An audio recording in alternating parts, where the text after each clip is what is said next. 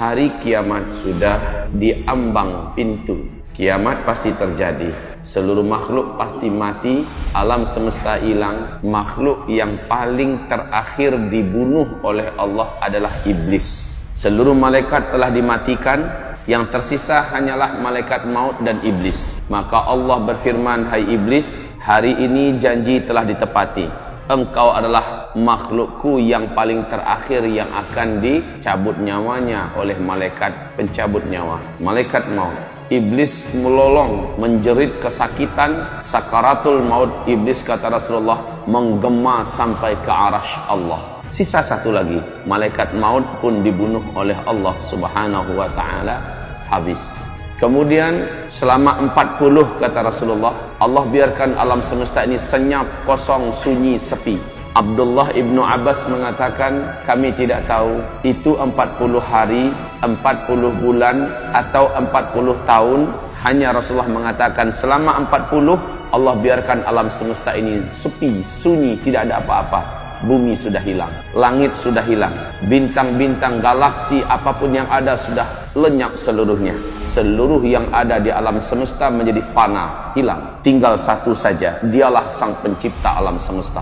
Kemudian dengan kun fayakun, Allah ciptakan kembali semuanya. Tetapi sudah berbeda. Pada hari itu Allah sudah ciptakan lagi bumi, tapi bukan lagi bumi yang sekarang ini. Allah ciptakan kembali langit, tapi bukan lagi langit yang sekarang ini. Semuanya yang masa lalu telah dibinasakan, yang sekarang adalah baru. Rasulullah mengatakan bagaikan tikar yang maha luas bumi nanti. Sampai di mana ujungnya, dari mana startnya, tidak ada yang tahu. Dan bumi itu disebut dengan Ardul Mahsyar. Rasulullah bersabda, datanglah hujan, membasahi bumi di mana ada manusia ditanam di dalamnya. Manusia pun bermunculan seperti cendawan yang tumbuh di musim hujan, kata Rasulullah. Bermunculan dari liang lahatnya, tetapi sudah sama baya dan usianya. Usianya sama muda semua. Laki-laki, wanita, tidak ada yang memakai pakaian satupun. Telanjang bulat. Bunda Aisyah bertanya kepada Rasulullah, ya Rasulullah, telanjang bulat, apakah tidak sibuk orang melihat aurat orang lain, ya Rasulullah? Laki-laki melihat aurat wanita, wanita melihat aurat laki-laki. Apa kata Rasulullah? Pada hari itu, saking menegangkannya pemandangan dan keadaan, sampai-sampai tidak terfikir lagi tentang aurat dirinya dan aurat orang lain. Nggak selera sama sekali ngelihat aurat dirinya dan ngelihat aurat orang lain. Pada hari itu setiap orang sibuk memikirkan dirinya sendiri.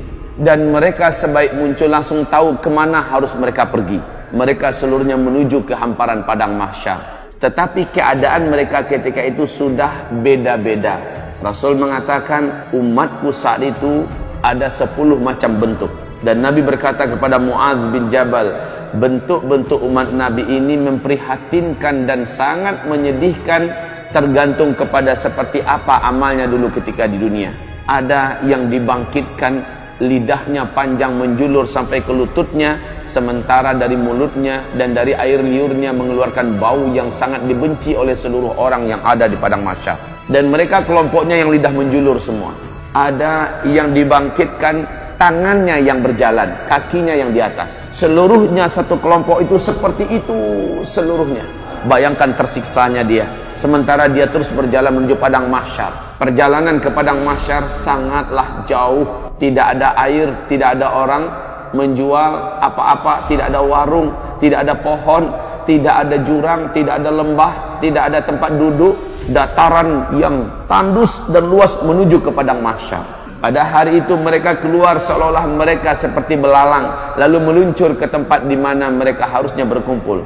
Kepanasan, tidak ada malam. Matahari ketika itu, kata Rasulullah sallallahu alaihi wasallam, hanya 1 mil di atas kepala. Macam nak menggelegak kepala setiap orang yang ada di padang mahsyar. Saat itu manusia-manusia, jin-jin yang pernah hidup di dunia, setan-setan yang ada sudah saling melihat. Padang mahsyar terhampar luas, panas garang, tidak ada tempat duduk.